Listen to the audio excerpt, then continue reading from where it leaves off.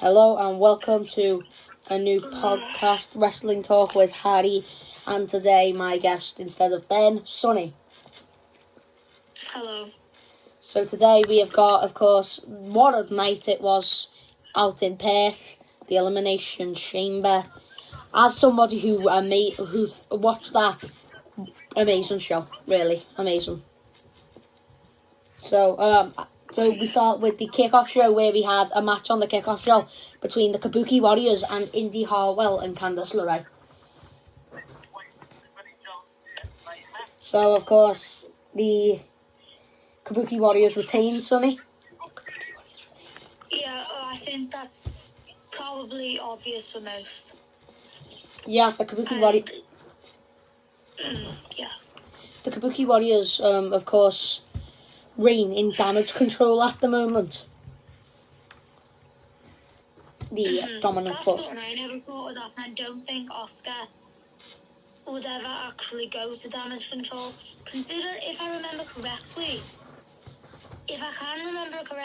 I remember she was in a storyline of being in a hatred with damage control. She was, and that's when she turned. And yeah, that's her, Alexa Bliss and Bianca Belair. But Yeah. Clash at the Castle, I think. That was Clash at the Castle, I think. It was. Yeah, if I remember, yeah. But she then, of course, EO. This year she turned when Kairi Sane returned to the company and aligned herself with damage control. And Bayley's not in damage control anymore, so.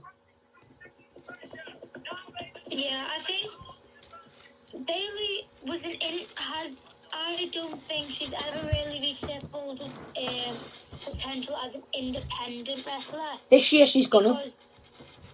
Yeah, when you look at it, she was in NXT, she's good in NXT, she had great matches against Banks already, and then she was in a team, and they were always on and off, but she won. She was crowned with Sasha Banks the first ever women's tag team champions, and I just think from that point on, she was mainly always in a tag team until she went solo. And I don't think that was really a great time where she changed her persona. Yeah, well, this year I found it quite annoying where she used to shout ding dong at me telly. She's a baby face now again, by the way, so she turned on damage control, or they turned on her, and she fought back. Well, yeah, obviously I think probably Bayley was the lead. She was the leader of damage control, and I think she could probably take them all on, and I think she'd beat them all because Bayley is one of those stars that could do that. Well, Sonny, we will find out. Can she beat Io Sky at WrestleMania 40? I think she will. Yeah, I think that's the whole point. She's won the Royal Rumble after being kicked out of damage control. Her own stable legacy that could have happened. Yeah. They already had a few championships under the belt with Oscar and Kairi and Io. I think they could have become something more than just a team that was going to break off their strongest aspect, I think. Yeah, and that the women's elimination chamber did not disappoint. Oh, you know who did disappoint? Naomi. Oh yes, definitely. First woman, and she was eliminated by someone who used to be on NXT only a few months ago. That's what I'm saying. I think they've brought Naomi's come back to WWE, and I can't say she's really had the greatest start. Yeah, of course. She's had. Yeah, go ahead. Of course, there was some great moves during that chamber match. Like, there was some just amazing moves. I think that's what the Elimination Chamber is really good at, giving us fabulous spectacles to just look at. Well, it's the most painful structure in WWE. Yeah, and as I say, if you just watch that clip, I think I've watched the clip of Naomi just bashing Becky Lynch's head into that chamber multiple times over and over again. I like that. I just found it peak, and I think that's what it should be. Now, of course, that at the end of that match, Sonny, was amazing. Electrifying. Liv Morgan eliminated Bianca Belair from the match. Turned around to try and eliminate Becky, and Becky got her with the manhandle slam. Well, I didn't think Bianca Belair would ever be eliminated from anything by Liv Morgan. Because Liv Morgan's a strong wrestler, but Bianca's a supreme wrestler. Yeah, and then... It's a lot more Morgan's achieved in her career, which has been a lot longer than Bianca's. And Bianca's achieved more, like, practically 2 times that, with the reign she's had and the people she's fought against. Yeah, and then, of course, we moved on to our next match, which was the Judgment Day versus the new tag team of Tyler Bate and Pete Dunne. Again, no surprises, really.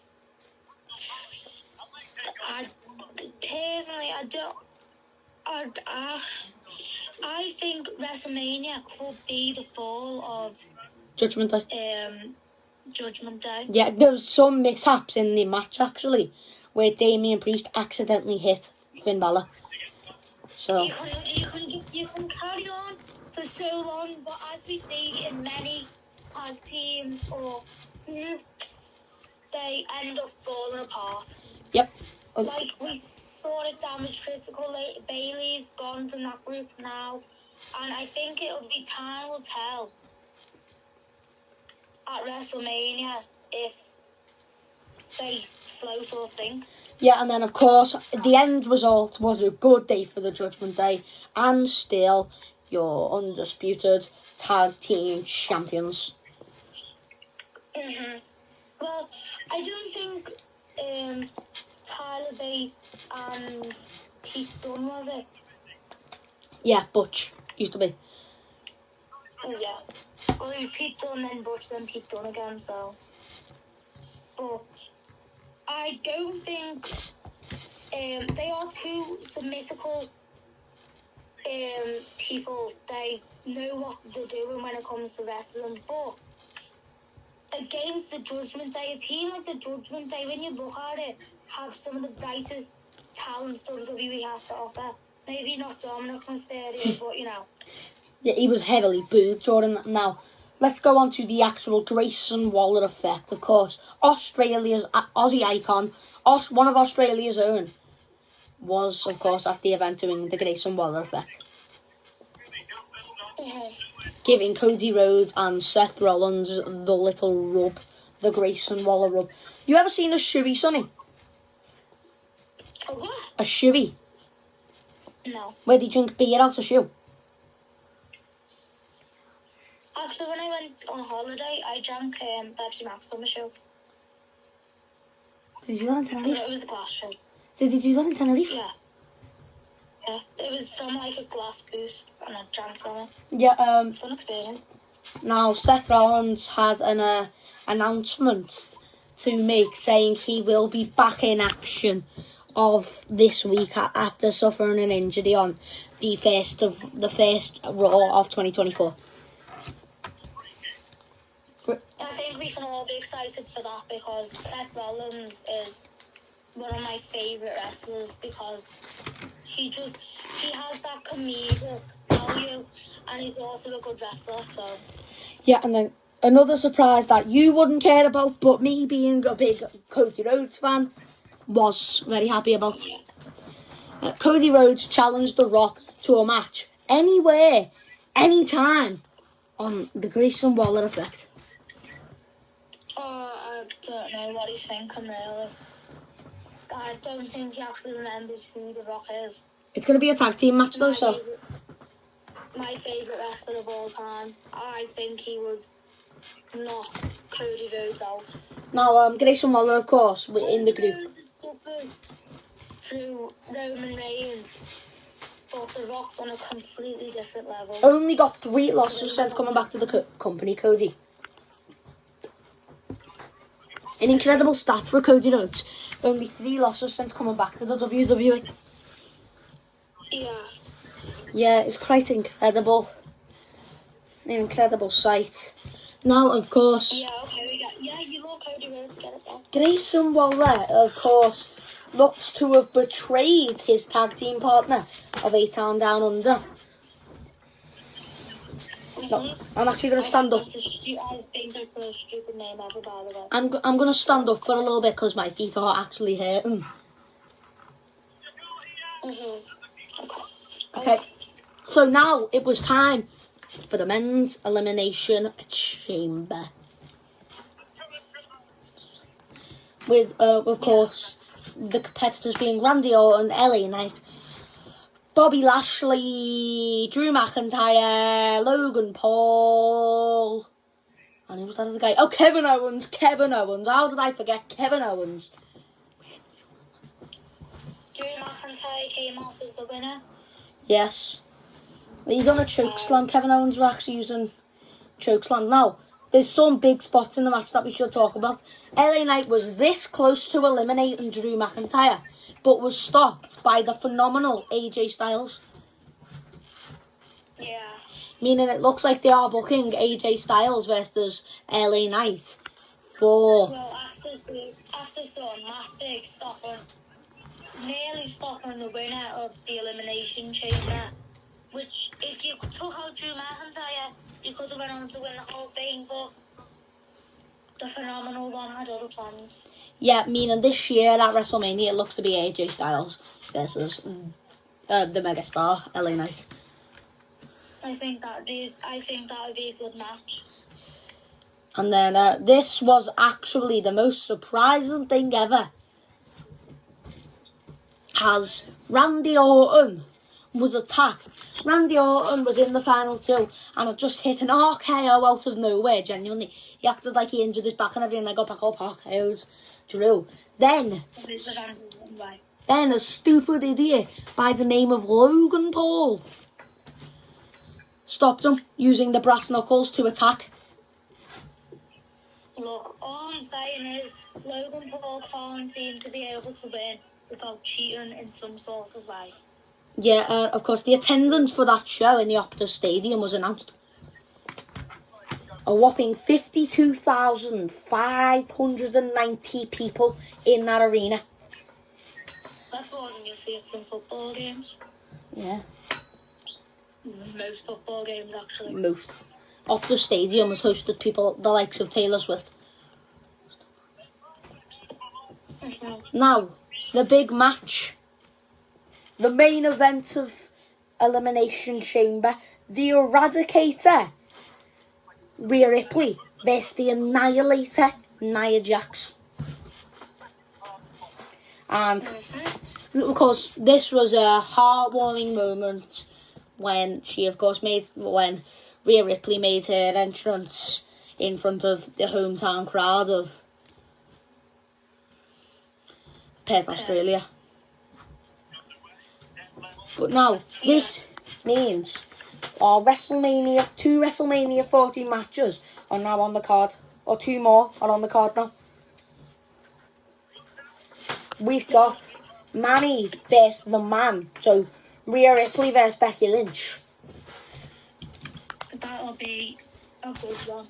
And Drew McIntyre. I watched Rhea Ripley against Charlotte Flair, and she gave Charlotte Flair a good fight in the WrestleMania a few years back. I thought you were talking about 39 for a minute. No, but that she gave her a good run for the money, and I think she might give Becky a run for the money too, but I think Becky will come out on top. And the Scottish Warrior Drew McIntyre will face Seth frickin' Rollins at WrestleMania 40. I can't decide a winner in that game. Not even, I don't know. I couldn't tell you. And what a night it was. And of course, we've still got more to come. We're not finishing now that we've talked about the chamber. I'm gonna announce some 2K24 ratings, and Sonny's gonna tell me how he feels about them. But I'm gonna rate that night. You know, it was a great show. And the main event was boss. Every single show on that card delivered. So I would say a solid 9 out of 10 to pay-per-view. I'm gonna dip a little bit, but not by much. I'm gonna say an 8.5 out of 10. Yeah, it delivered. There was some aspects I just thought could have been better. Like, you know, I'm a Naomi fan. I always have been a Naomi fan, and I just think that brought it down a bit for me because I really wanted Naomi or Morgan to win, and they were both eliminated. So No, Sonny. Becky's still an all-time fave too. So No, Sonny. yeah. Did you know that the streak wasn't originally supposed to end from Brock Lesnar? Wasn't it? No, it was supposed to be ended by Bray Wyatt at WrestleMania 36 in 2020. Against The Undertaker. Yeah, Bray Wyatt against The Undertaker. And again, rest in peace, Bray Wyatt. Legend. But yeah, a legend forever remembered. But to take the Undertaker's legacy off him, and this is no disrespect for you hardcore Bray Wyatt fans out there, rest in peace once again, but I think Brock Lesnar was probably the right decision. Because Brock Lesnar, I think he has that bit more of that firepower in delivering the matches, as it would have been a good spectacle to see. Obviously, the Firefly Funhouse and Bray Wyatt potentially turn into the Fiend. And you got to admit, he had a banged match with John Cena at WrestleMania 36 instead. Yeah. But as I say, and The Undertaker being his dog, glued himself, waking up from when you think he's just not going to get up again. Just sitting up and everyone's going, yeah. You know, I don't think it would have been a good spectacle, but if he was to beat The Undertaker, it would have had to be in some fabulous way. Because The Undertaker, as we know, never backed down and just kept getting back up and up and up and up and up. Yeah, no, I actually don't think that they should ever have ended the streak. No, and that is actually another opinion, because the streak was just something that was never seen before, and I don't think they should have ended it either. I think if you were going to have a streak for so many WrestleMania matches unbeaten, what was the point in getting it there in the first place? It's still obviously a legacy and a spectacle that we'll never see again. Well, we'll never probably see again, we'll never know. You never know. WWE might push someone else as the next big star. I don't think there's anyone there that's actually got The Undertaker's potential, really. Now, let's go through some 2K24 ratings. Okay. So Homo sapiens out there, for all you Homo sapiens out there, you're not going to be happy. What's his rating? Omos is a 76. Why is he that high? I know, but there's if you've ever seen the meme, there's a thing called Homo sapiens as a meme, saying like people who love Omos, and they always say when he gets it put in these games that he should be a 99 and stuff as a joke, and then I just he's a 76, he's crap. Sami Zayn is an 87. Sami Zayn, I think, I'm not really sure of that one. Sami Zayn's good, but is he 87 rated? Well, he did win the tag team championships at WrestleMania. Yeah, but that was with a tag team. That was with a partner. Yeah, but him and Kevin Owens did main event WrestleMania. I mean, yeah, but I'm not saying that he's not good. I'm not saying that the rating's too high. I'm just saying I'm not sure if... I don't know, because when I used to play WWE 2K, he never used to be that high. So I think it's just a bit strange, because obviously as I'm waiting for it to come out too, I think generally 87's probably the best he's probably ever had. In that Now, series. Sonny, this nearly caused a riot on Twitter. Logan Paul got a 90 rated.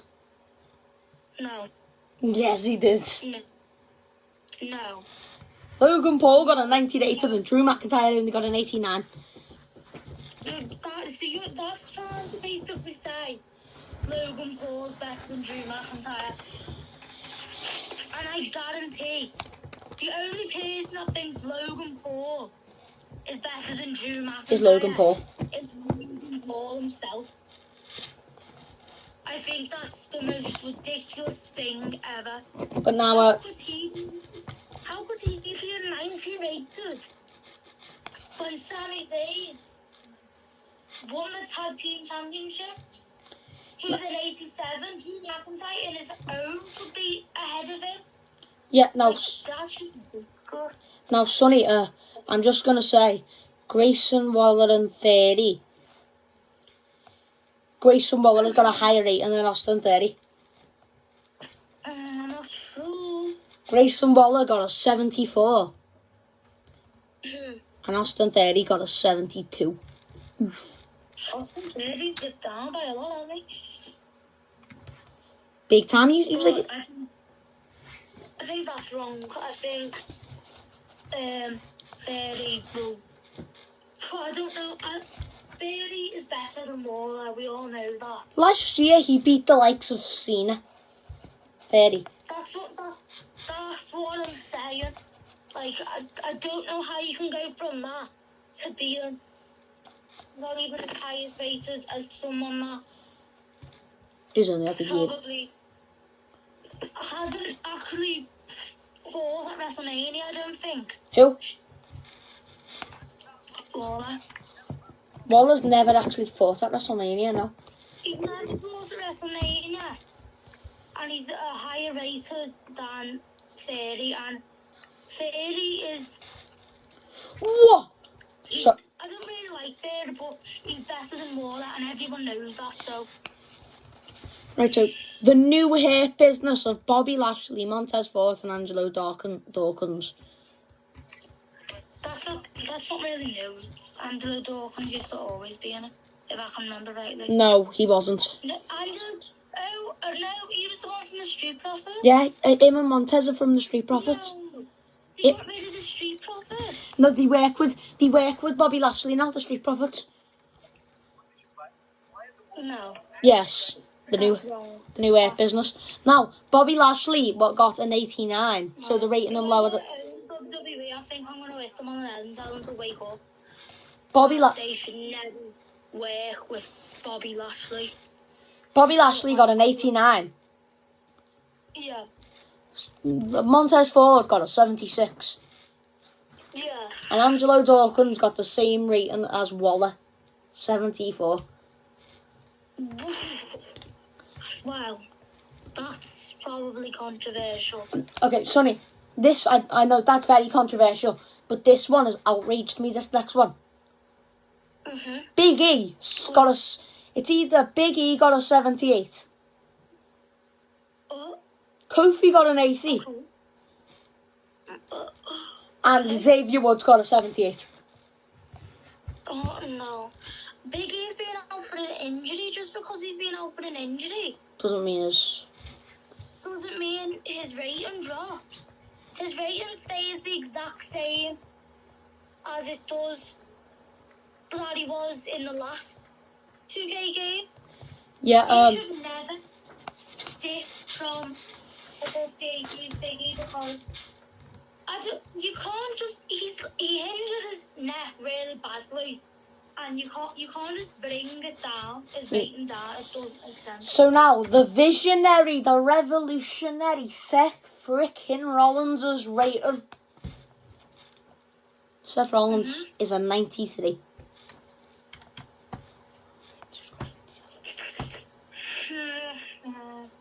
Roman Reigns has got a 97. So you're basically not. So he's not beatable, but I think Rollins should have a 95 then. Rollins should have higher than Roman. Because You in reckon? 2023, Seth Rollins was at every single pay-per-view. Roman Reigns was around about 5.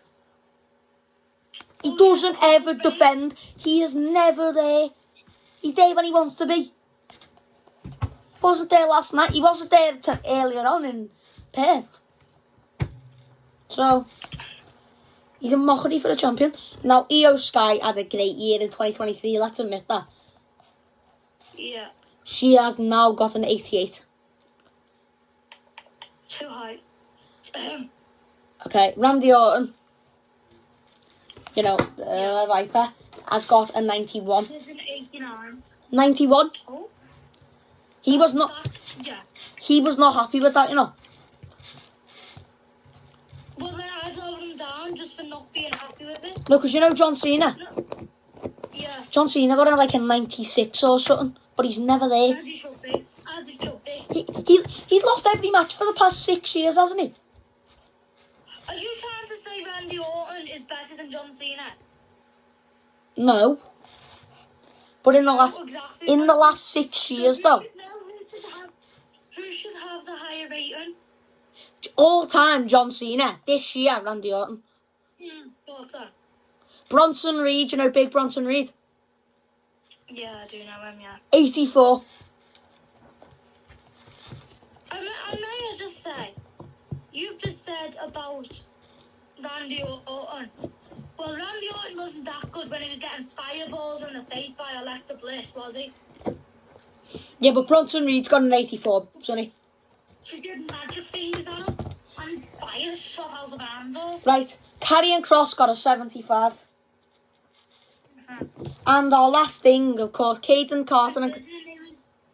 Considering when I last remembered he hadn't been beat. Caden Carter and Katana Chance. Oh, I like those two. They're my two faves. Both have got a 74. Disgusting. Now, we're going to talk about this and then we're wrapping up. Okay. R-Truth posted a video yesterday on social media.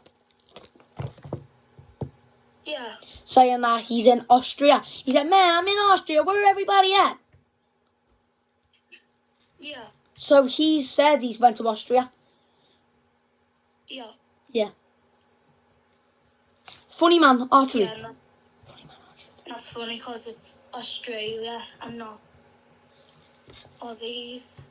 He's gone to the wrong place. Now, Austria isn't the home of the Aussies. So. you know the person I talked about actually? Bronson Reed. Yeah. He was actually supposed to be at Elimination Chamber in Perth because he's from Australia. But his wife has had a kid, so congratulations to Bronson Reed. Yeah, good for them. Yeah, and Sonny, say goodbye. See you later. And thank you for watching Wrestling Talk with Harry and Sonny today. We hope Ben can be back for Tuesday's show. Fingers crossed, all fingers crossed. We wish Ben the best for today. Obviously, we'll be alright. Thank you for watching, and we'll be back on Tuesday with another podcast.